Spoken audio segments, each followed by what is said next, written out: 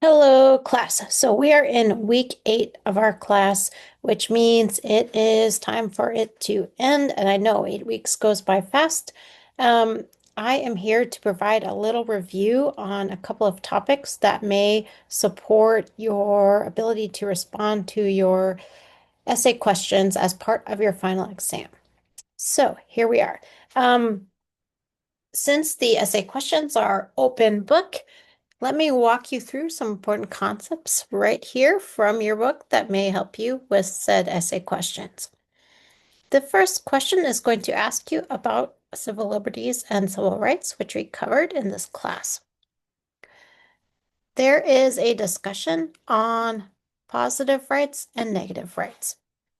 Positive rights are freedom that people in America, freedoms that people in America have, things they can do. Civil liberties mean that governments cannot stop people from doing certain things or cannot force them to do certain things. That's why civil liberties are called negative rights. Okay. One example is um, Congress shall make no law respecting the establishment of religion. That's in the Bill of Rights.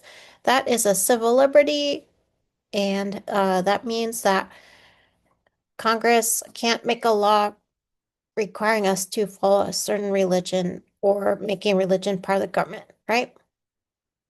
Here is this chart. You definitely want to use this when you go to answer your essay questions. Positive rights, civil rights. It means that certain rights are afforded to ideally all people.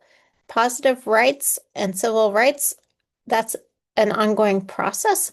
But importantly, for example, here's some examples on the in the US Constitution and in the state constitutions that show you some of each. Civil liberties, negative rights, civil rights, positive rights. For example, a positive right is a speedy and public trial with the assistance of counsel in the Sixth Amendment of the Bill of Rights of our Constitution. Okay, things that people in the US citizens usually have a right to. Negative rights, um, what the government cannot do to us, but those often end up meaning what we may do without being stopped by the government. So that's where it can get a little bit nuanced and possibly confusing, but if you look in your chapter here, it will help you a lot, okay? What are some types of civil rights and civil liberties? So what's one type of civil liberties? You can find several of them in this chapter 15 right here. Freedom of religion, freedom of expression, the right to bear arms, the rights of the accused, like Miranda rights, the right to privacy and abortion. That some of you have looked at that in some of your assignments, and there are arguments to be made there. Uh, are those in the Constitution and how so, etc. Okay, so that will help you with part of your essay questions. What are some types of civil rights? Many, okay.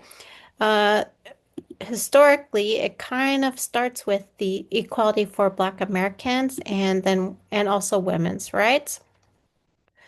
Um, Equality for LGBTQ plus people is another area or type of civil rights. And there are others. Immigrants is very big in the news right now. Native Americans, Americans with disabilities, affirmative action. There are many legal protections for these civil rights now, but there are also basically just traditions and struggles that have fought and are continuing to fight for rights for each of these types of civil rights. Okay, I'm going to move on a little bit and move over to political participation. And again, if you didn't, once you look at your essay questions for your final exam, you'll see that it'll be so beneficial to use your textbook to answer them. Okay, this part 3, linking people with government. Okay, So we have several chapters in here, but particularly we have a chapter on types of political participation in part 3, chapter 7. And here are some types. Unconventional participation, conventional participation, participation through voting, and more. So if you look through this, it is important to know a couple of important, sorry, I said important twice.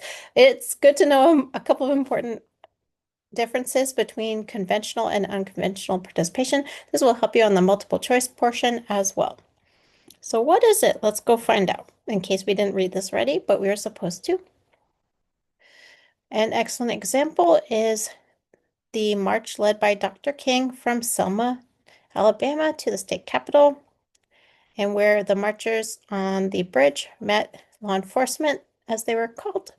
And this was unconventional political participation.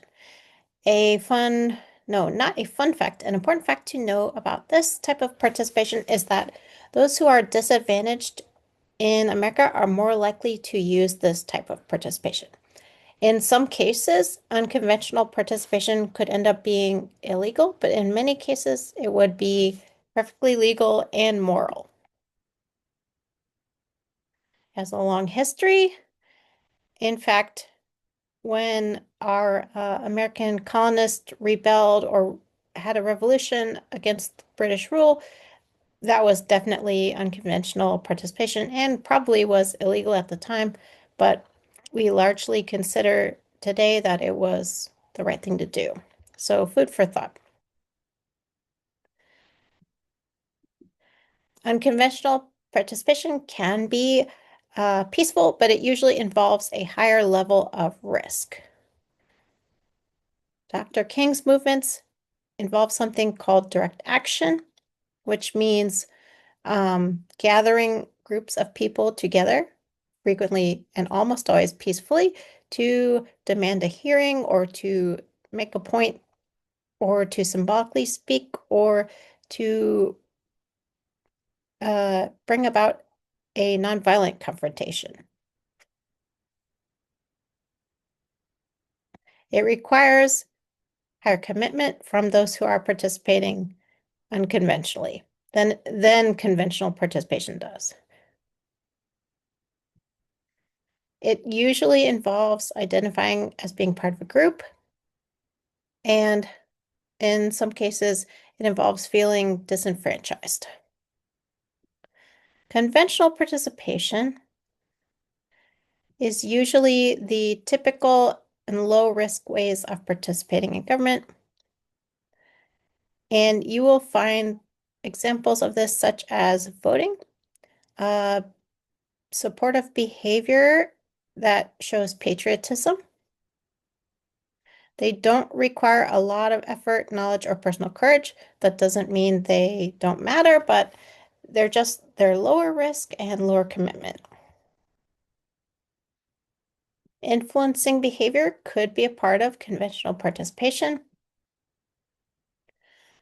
For your exam, keep in mind, we usually, as US citizens, we usually want, when it comes down to it, the most actions and programs from our local government.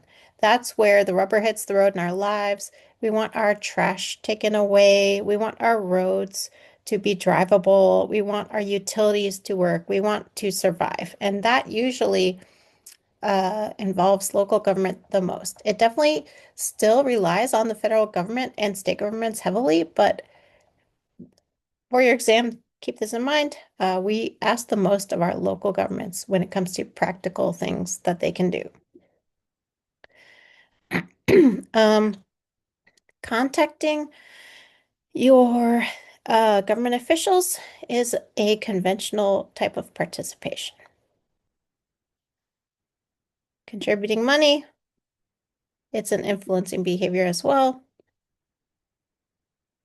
Essentially, many types of participation influence the selection of government personnel and policies, as it says here.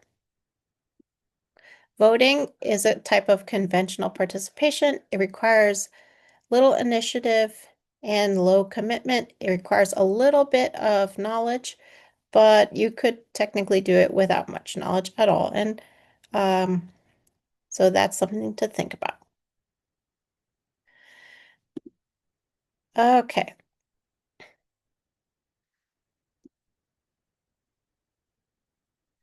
It's important to remember that when our nation began, women could not vote and non-white, non-property owning males could not vote. And I hope you have learned through the last couple of weeks of content in our course that those rights expanded gradually and not without a great cost to the populations affected. Um, your essays are posted here in Blackboard. There are a lot of other ways that we can participate in government. We can be part of a political party. We can run for office. We can vote. We can be part of an interest group. We can follow the media and inform ourselves through the media. And of course, you'll want to refer back to this chapter 5 about how we form our political opinions and our values, how we are what it's called politically socialized. Okay.